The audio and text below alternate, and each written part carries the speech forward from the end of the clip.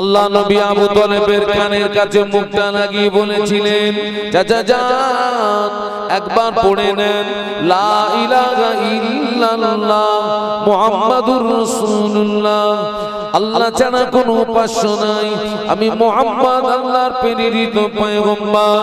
চাচা যান একবার যদি আপনি কলেমাটা পড়ে নেন, আমি মুহাম্মদ কিয়ামতের ময়দানে আপনার জন্য সুপারিশের একটা রাস্তা পেয়ে যাব। একটু বলুন না সুবহানাল্লাহ। ও চাচা যান আপনি একবার পড়ে নেন লা ইলাহা ইল্লাল্লাহ মুহাম্মাদুর রাসূলুল্লাহ, আপনি যদি একবার কলেমাটা পড়ে নেন, আমি মুহাম্মদ সাল্লাল্লাহু আলাইহি ওয়াসাল্লাম কিয়ামতের ময়দানে আপনার জন্য সুপারিশের একটা। বাবা আবু তালেব মুখটা ঘুরিয়ে নিল। আল্লাহ নবী ঘুরে গিয়ে অপর কানের কাছে বুকটা লাগিয়ে বলেছিলেন, চাচা যান একবার পড়ে নিন লা ইলাহা ইল্লাল্লাহ মুহাম্মাদুর রাসূলুল্লাহ, আল্লাহ ছাড়া কোনো উপাস্য নাই, আমি মুহাম্মদ আল্লাহর প্রেরিত পয়গম্বর। এই কলেমাটা যদি একবার পড়ে নেন, আমি মুহাম্মদ কিয়ামতের ময়দানে আপনার জন্য সুপারিশ করার একটা সুযোগ পেয়ে যাব। আবু তালেব মুখটা ঘুরিয়ে নিল। আবু তালেব নবীর কলেমা পড়লো না, নবীর কথা শুনলো না। বাবাজি আবু তালেব মারা গেল। আল্লাহ নবী বললেন, আমার চাচা আবু তালেবের ঠিকানাটা হবে জাহান্নাম। কোথায় হবে বাবা? সবাই মিলে বলেন। একটু আগে কিন্তু আমি একটা কথা রেখে এসেছি, নবী সাহাবীদের বাদ দিয়ে তামাম পৃথিবীর মানুষ যে নবীকে যে ভালোবাসা দিয়েছেন, ওই ভালোবাসা এক পাল্লায়। আর আবু তালেব নবীকে যে ভালোবাসা দিয়েছিলেন, ভালোবাসা অপর পাল্লায়।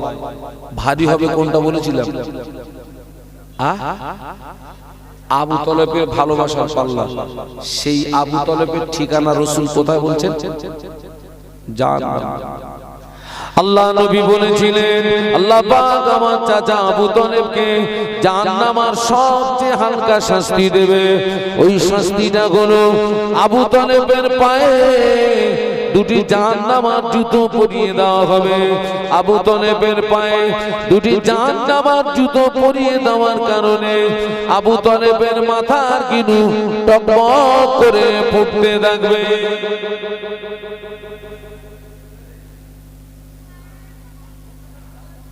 আল্লাহ পাক আবু তালেবকে সবচেয়ে জাহান্নামের হালকা শাস্তি দেবে। সেই শাস্তিটা কি? দুটো জুতো পরিয়ে দেওয়া হবে। আর সেই জুতো পরিয়ে দেওয়ার কারণে আবু তালেবের মাথার ঘিনু, বাবা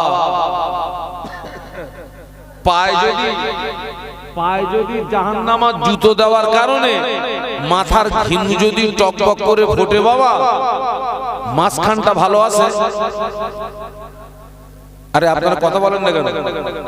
পায়ে যদি জাহান্নামের জুতো দেওয়ার কারণে যদি মাথার ঘিনু ফোটে, মাঝখান সব শেষ। আচ্ছা এইবারে আপনারা বলুন, আবু তালেব কলেমা পড়েনি, দোষ কার? একটু সবাই মিলে বলেন। এত অনসিহতের পরে মানুষ পরিবর্তন হচ্ছে না, হেদায়েত হচ্ছে না, দোষ কার?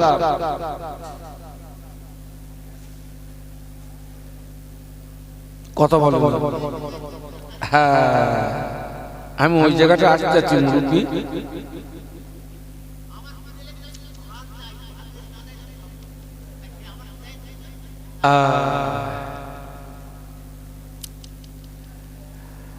আমি দেখছি সমাজের এক শ্রেণীর শ্রোতাদের অবস্থা ঠিক নবীর চাচার মতো।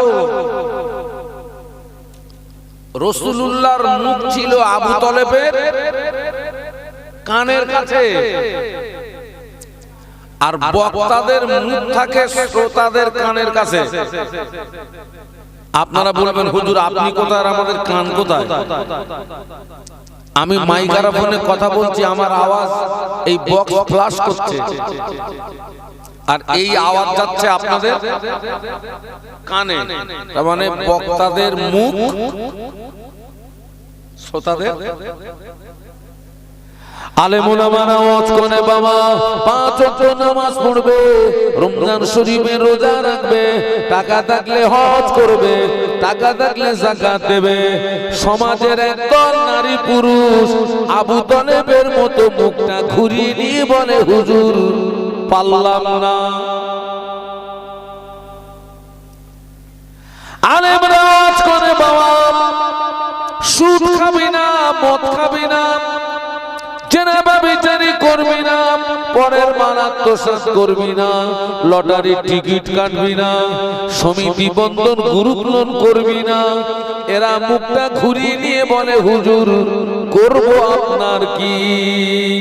বাবাজি আলেমের কথা শুনে কেউ যদি মুখ ঘুরুঘুরি করে ওই শ্রোতাটা ঠিকানা হবে কোথায়? সবাই মিলে বলুন না। ওটা আপনারা বলতে পারেন, আমি ওইটা বলতে পারবো না, কারণ আমি বললে না, যদি এখানে কোনো মাওলানা সাহেব থাকে আমাকে একদম কাবাট করে ধরবে। আমার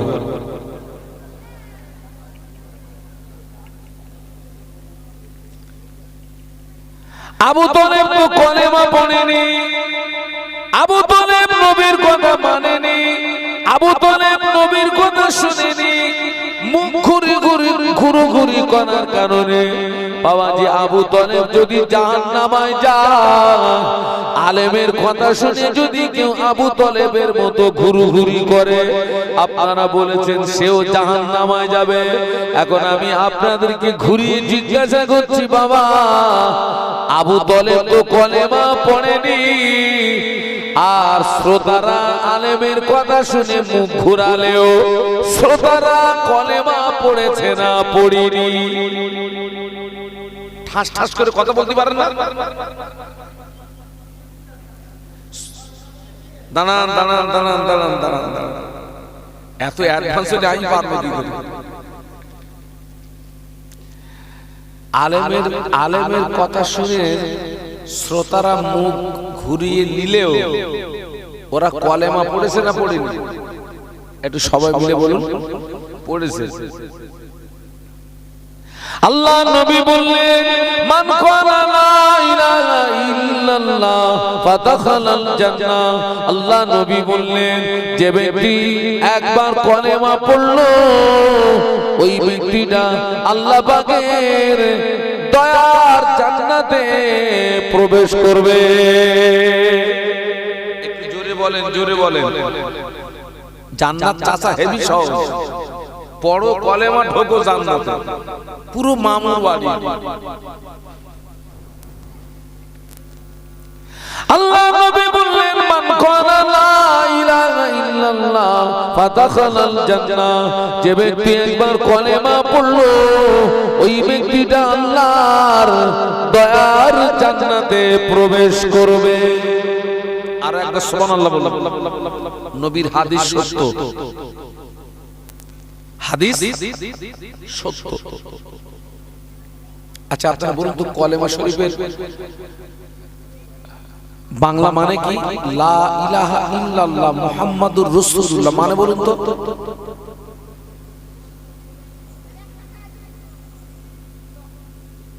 কি হবে না? লা ইলাহা ইল্লাল্লাহ মুহাম্মাদুর রাসূলুল্লাহ মানে কি?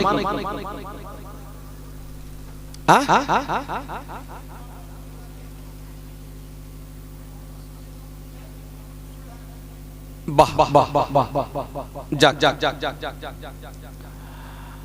আমারও ভাইটা মনে হচ্ছে বাংলা ভাষী না।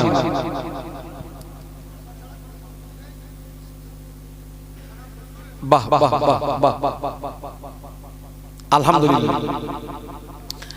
লা ইলাহা ইল্লাল্লাহ, নেই কোনো মাবুদ আল্লাহ ছাড়া। বলুন আমার সঙ্গে বলুন, নেই কোনো মাবুদ আল্লাহ ছাড়া। মুহাম্মাদুর রাসূলুল্লাহ, মুহাম্মদ সাল্লাল্লাহু আলাইহি ওয়াসাল্লাম আল্লাহর প্রেরিত পয়গম্বর। এই হচ্ছে কলেমার বাংলা। আচ্ছা এই যা বাবা মানে বলেছি, আল্লাহ আল্লাহ নবী বলেছেন যে ব্যক্তি একবার কলেমা পড়বে কোথায় যাবে? বলুন বলুন, জান্নাতে যাবে। আর ওই যা কলেমার আমি যা মানে বললাম, এই কলেমার ভিতরে নামাজ পড়তে হবে, রমজান শরীফে রোজা রাখতে হবে, টাকা থাকলে হজ করতে হবে, টাকা থাকলে যাকাত দিতে হবে, একটাও লেখা নেই তো? আছে আছে? নেই।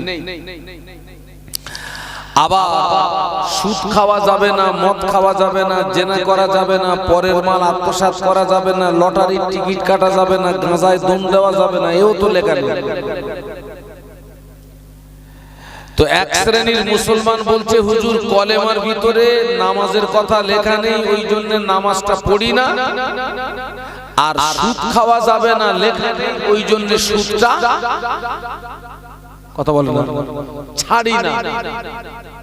নামাজ পড়তে হবে লেখা নেই বলে নামাজ পড়ি না, আর সুদ খাওয়া যাবে না লেখা নেই বলে সুদটা ছাড়ি না। রাসূল তো বলেছেন কলেমা পড়লে জান্নাত। আমি শুধু এই কলেমা পর্যন্ত সীমাবদ্ধ। কলেমা পড়েছি, আল্লাহ চাইলে জান্নাতে চলে যাব। আমি বললাম বাবা কলেমার ভিতরে নামাজের কথা লেখা নেই, সেই জন্য তুই নামাজটা পড়লি নি। আর কলেমার ভিতরে সুদ খাওয়া যাবে না লেখা নেই, তাই তুই সুদটা ছাড়লি নি। ওই যদি তোর দলিল হয়, তুই আমার দলিলটা একটু কেটে দে। একটুখানি আপনারা বিগত জীবনের ইতিহাস মনে করেন। আমরা যারা বিবাহিত, বরপক্ষ আগে যায় মেয়ের বাড়িতে, নাকি বরপক্ষ আগে যায় মেয়ের বাড়িতে। যে মাওলানা সাহেব আমাদের বিয়ে পড়িয়েছিলেন, সাদা কাগজে একটা বয়ান লেখে, অমুক থানার অন্তর্গত অমুক গ্রামের নিবাসী অমুকের পুত্র অমুকের পৌত্র এত টাকা দেনমোহরের পরিবর্তে তোমার সহিত বিবাহ করিতে আসিয়াছে, তুমি উক্ত বিবাহের রাজি হইয়া সাক্ষীদ্বয়ের সম্মুখে আমাকে উকিল নিযুক্ত করো। এরকম একটা বয়ান লেখা হয় না? হয় না? হয়। একজন উকিল আর দুজন সাক্ষী ওই কাগজটা নিয়ে বয়ানটা নিয়ে কার কাছে যায়? মেয়ের কাছে যায়। গিয়ে উকিল সাহেব ওই বয়ানটা মেয়ের সামনে পড়ে, পড়ে বলে মা তুমি বলো আমি কবুল করিলাম। মেয়ে বলল কবুল। বলিয়ে নেয় কবার? তিনবার। একবার বললে যথেষ্ট, তিনবার বলে আত্মতুষ্টির জন্য। মেয়ে কমপ্লিট। এবার ওই তিনজন চলে আসে কোথায়? আপনাদের কি বিয়ে হয়নি? বরের কাছে আসে না? তাহলে বরের কাছে এসে উকিলের হাতে আর বরের হাতে এরকম জোড়া লাগিয়ে দেয় না, দিয়ে বলে চোখে চোখে তাকাও। আচ্ছা ঠিক আছে তাকালাম। মাওলানা সাহেব উকিলকে বলে বলুন আনকাহাতুকা মিন মুআক্কিলাতি আল মুসাম্মাত ফাতেমা খাতুন বিনতে আব্দুস সালাম বিনতে ইবনে আব্দুর রহিম বিইবাদিস সাদাকিল মালুম। ছেলেকে বলে বলো কাবিল তু। আর ও তো ওই বলার জন্য দুই ঠ্যাঙের নিচে বালিশ দিয়ে কায়দা মেরে বসে রয়েছে। ও কাবিল, ও জানে যে কাবিল তু যদি না বলি মেয়ে আমারে দেবে না। ও একদম দেরি করেনি, সঙ্গে সঙ্গে বলল কাবিল তু।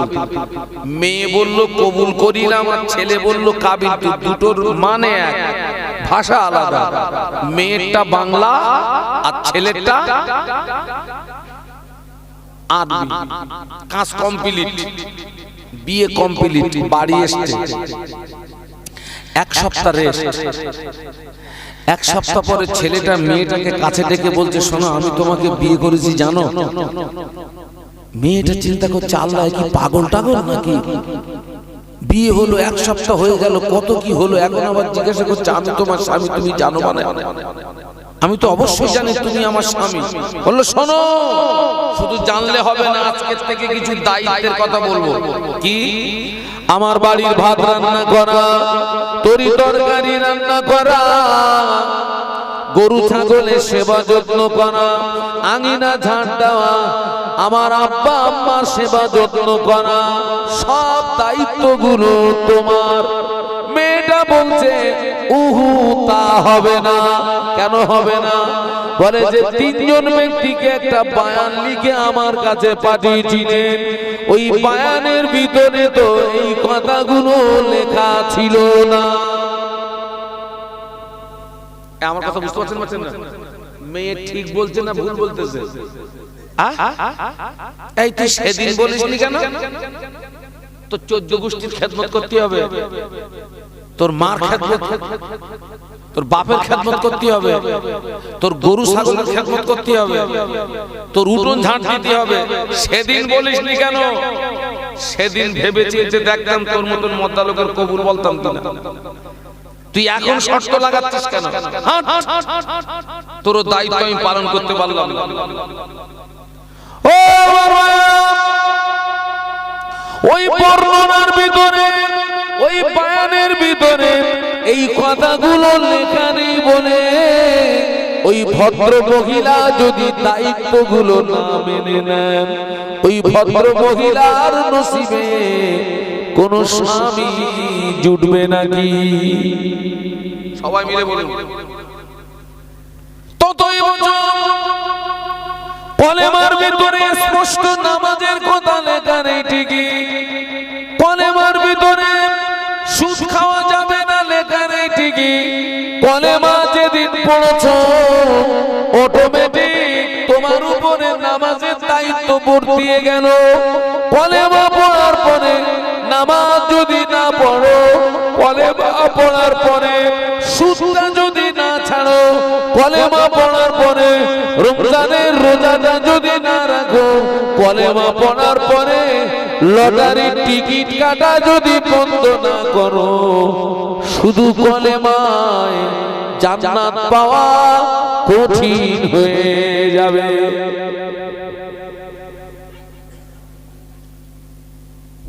আপনি যেদিন কলেমা পড়েছেন অটোমেটিক আপনার উপরে দায়িত্ব কি এসেছে? দায়িত্ব বর্তিয়ে গেছে। আপনি বলবেন হুজুর তাহলে নবীর হাদিস কি হবে? নবীর হাদিস ঠিক, ওই হাদিসের জায়গা আলাদা। ওই হাদিসটা সব ব্যক্তির জন্য প্রযোজ্য না। কাদের জন্য প্রযোজ্য? একজন কাফের সকাল 10টায় কলেমা পড়ল, জোহরের রাত আসার আগে মারা গেল, ওই ব্যক্তিটা কি আল্লাহর ফরজ হুকুম অমান্য করার সময় পেয়েছে নাকি? বলুন বলুন বলুন। একজন কাফের সকাল 10টায় ঈমান এনেছে, জোহরের রাত আসার আগে মারা গিয়েছে, ওই ব্যক্তিটা কি কলেমা সরাসরি আল্লাহর দয়ার জান্নাতে পৌঁছে দেবে? একটু মহব্বতে বলুন, আরো জোরে বলুন। আর আমরা কলেমা পড়ার পরে ভালো কাজ করার সময় পেয়েছি, কলেমা পড়ার পরে অন্যায় থেকে জীবন বাঁচানোর সময় পেয়েছি, এরপরে যদি হগল বগল করে জীবন যাপন হয়, কলেমায় জান্নাত পাওয়া কঠিন হয়ে যাবে। জান্নাত তুই যাবি বাবা, তবে খেসারা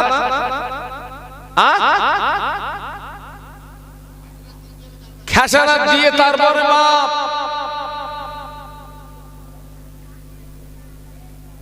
এত মাহফিল হচ্ছে,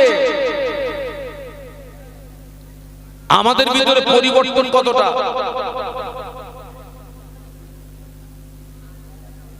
এত মাহফিল হচ্ছে, নারী পুরুষ অনেক অনেক নারী পুরুষ আছে ওয়াজ শুনে শুনে ওয়াজের হাফেজ হয়ে গেছে,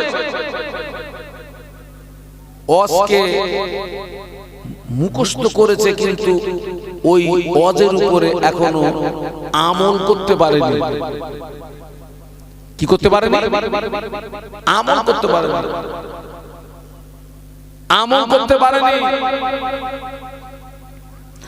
আল্লাহ নবী 1500 বছর আগে নূরের জবানে বলে গেলেন। আল্লাহ নবী বললেন আন্নাসু কুল্লুহুম হালিকুনা ইল্লা আলিমুন, আলিমুনা কুল্লুহুম হালিকুনা ইল্লা আমিলুন, আমিলুনা কুল্লুহুম হালিকুনা ইল্লা মুখলিসুন। একটু বলা যাবে আল্লাহু আকবার? আল্লাহ রে, তো আপনারা তো 3:30টার আওয়াজ দিলেন, এতগুলো মানুষ কার নাম নিচ্ছি আমরা? জবান খুলে বলুন আল্লাহু আকবার। আর একটু আওয়াজ দেন, বলুন আল্লাহু আকবার। আল্লাহ রাসূল কি বলছে দেখুন। আল্লাহ রাসূল বললেন সমস্ত মানুষ ধ্বংস হয়ে যাবে, সমস্ত মানুষ বরবাদ হয়ে যাবে, সমস্ত মানুষ নাস্তে নাবুদ হয়ে যাবে, কেবলমাত্র আলেম নাজাত পেয়ে যাবে। সুবহানাল্লাহ বলুন। কারা নাজাত পাবে? আলেম।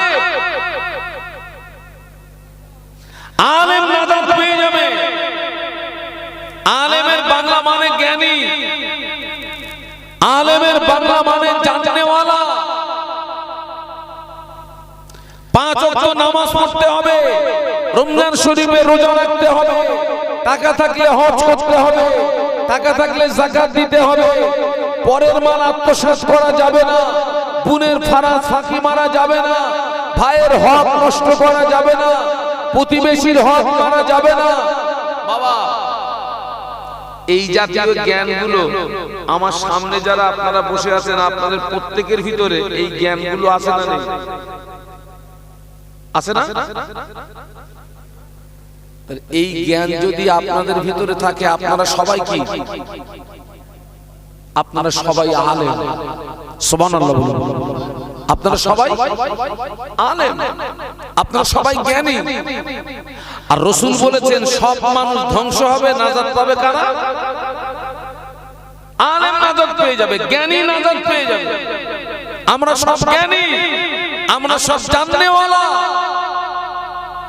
আল্লাহ নবী আর আগে গিয়ে বললেন আল্লাহ আলিমুনা ওয়াল আলিমুনা কুল্লুহুম হালিকুনা ইল্লা আমিলুন।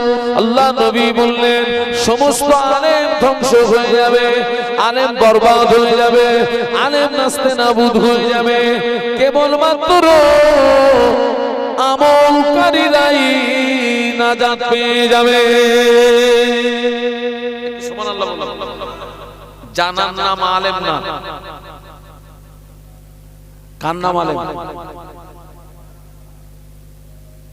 যেটা জেনেছেন ওটাকে মানার নাম বলুন আলেম। আমাদের নারী পুরুষ জ্ঞান আছে, আমল নেই। জ্ঞান আছে কিন্তু কি নেই? আমল নেই। তুমি যত বড় জ্ঞানী হও, তুমি ধ্বংস ধ্বংস ধ্বংস, তোমাকে কেউ বাঁচাতে পারবে না।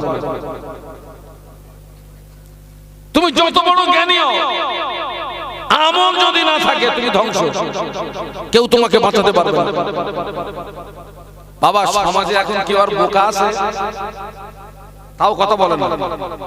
যারে আপনি বোকা বলতেছেন ও বোকা না, আপনি বোকা। আমরা সব জানি, আমরা অধিকাংশ নারী পুরুষ আমরা হচ্ছি জ্ঞান পাপী। কি পাপী রে বাবা? জ্ঞান পাপী, জ্ঞান পাপী। আমাদের জ্ঞান আছে, আমল নেই। বেয়াদবি ক্ষমা করবেন, এই যে আপনারা এখানে বসে ওয়াজ শুনছেন, এটা কি ইবাদত বলুন তো? ফরজ, ওয়াজিব না সুন্নাত না নফল? আমি আজকে কি জায়গায় এসে মরেছি আজ? এই যে আপনারা এখানে বসে বসে যে এই যে আপনারা আমাদের ওয়াজ শুনছেন, এটা কি ইবাদত? ফরজ, ওয়াজিব, সুন্নাত না নফল? না, এটা হচ্ছে নফল ইবাদত। সবাই মিলে বলুন কি ইবাদত? নফল ইবাদত। 5 ওয়াক্ত নামাজটা কি? ফরজ। আমাকে যেন ভুল বুঝবেন না বাবা। যারা মাহফিলে বসে শোনে বা শুনছে, সবাই কি মাগরিবের নামাজ আর এশার নামাজ আদায় করে শোনে বলে মনে হয়? বলুন বলুন। যে মহিলারা প্যান্ডেলের ভিতরে আছে, সব মহিলা মাগরিবের নামাজ এশার নামাজ আদায় করেছে বলে মনে হয়? আজকের এখানে মাহফিল হচ্ছে, এই আশেপাশে যতগুলো বাড়ি, যেন আমার যেন মন বলছে সব বাড়িতে 2-1 জন করে মেহমান এসেছে, কুটুম্ব এসেছে। আর মেহমান আসলে আপনাকে মেহমানদারি করতে হবে, তস খাতির করতে হবে। অধিকাংশ বাড়ি খোঁজ নিয়ে দেখুন, অধিকাংশ বাড়ির মহিলারা কিন্তু এশার নামাজ পড়েনি,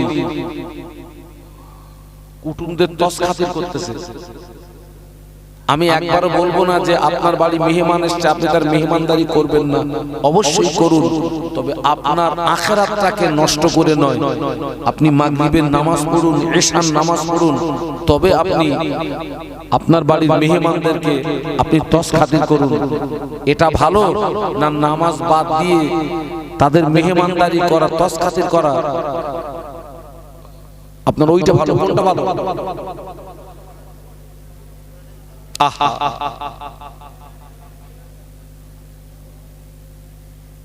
সেই আমলটা কোথায় বলুন তো? সে আমলটা কোথায়? মদিনার মসজিদে নববী শরীফে আল্লাহ নবী যখন নামাজ আদায় করলেন, মদিনার মসজিদে নববী শরীফে আল্লাহ নবী যখন নামাজ আদায় করে আম্মা জান আয়েশা সিদ্দিকা রাদিয়াল্লাহু তাআলা আনহার হুজরাতে তাশরীফ আনলেন। আল্লাহ নবী আম্মা জানের হুজরাতে এসে দেখেন আম্মা জানের ঘরের দরজাটা বন্ধ করা।